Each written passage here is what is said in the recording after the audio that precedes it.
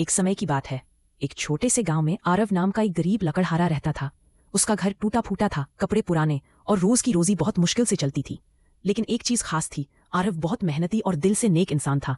हर सुबह सूरज निकलते ही वह कुल्हाड़ी लेकर जंगल जाता, लकड़ियां काटता और बाजार में बेचकर 2 वक्त की रोटी कमाता। एक दिन जब वह जंगल में एक पुराने विशाल पेड़ के पास लकड़ी काट रहा था, अचानक उसे किसी की मदद के लिए पुकार सुनाई दी। बचाओ, कोई है, मुझे मुक्त करो। आरव घबरा गया। उसने चारों तरफ देखा, कहीं कोई इंसान नहीं।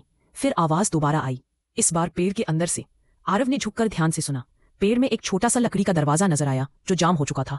आरव ने हिम्मत से दरवाजा तोड़ा और धड़ाम, अंदर से एक नीली रोशनी निकली और उसके सामने प्रकट हुआ। जिन ने गहरी सांस ली और बोला, मैं जाफिर, जंगल का रक्षक जिन हूं। मुझे कई सालों से इस पेड़ में कैद कर दिया गया था। तुमने मेरी आजादी वापस दिलाई है। फिर जिन झुककर बोला, मैं तुम्हारा उन्हीं हूं, बताओ तुम्हारी क्या इच्छा है।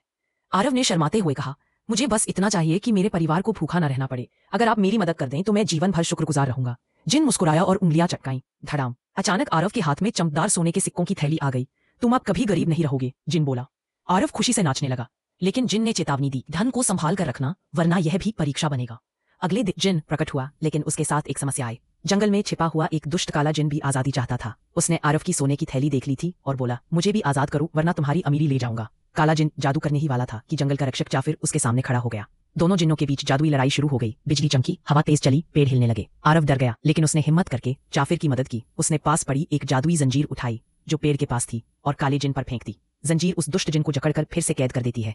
जाफिर खुश होकर बोला, तुम्हारी बहादुरी ने जंगल को आज बचा लिया। जाफिर ने कहा, तुमने 2 बार मेरी मदद की, तुम एक और बड़ी इच्छा कर सकते हो। आरव ने सोचा, अमीरी तो मिल गई थी पर उससे खुशी नहीं मिली। फिर उसने कहा, मैं चाहता हूं कि मेरे गांव के लोग भी खुश रहें, किसी के घर में भूख, गरीबी या दुख ना हो, सब मिलजुल कर प्यार से रहें। जिन मुस्कुराया, तुमने सबसे सुंदर इच्छा मांगी है। ... उसने हाथ घुमाए।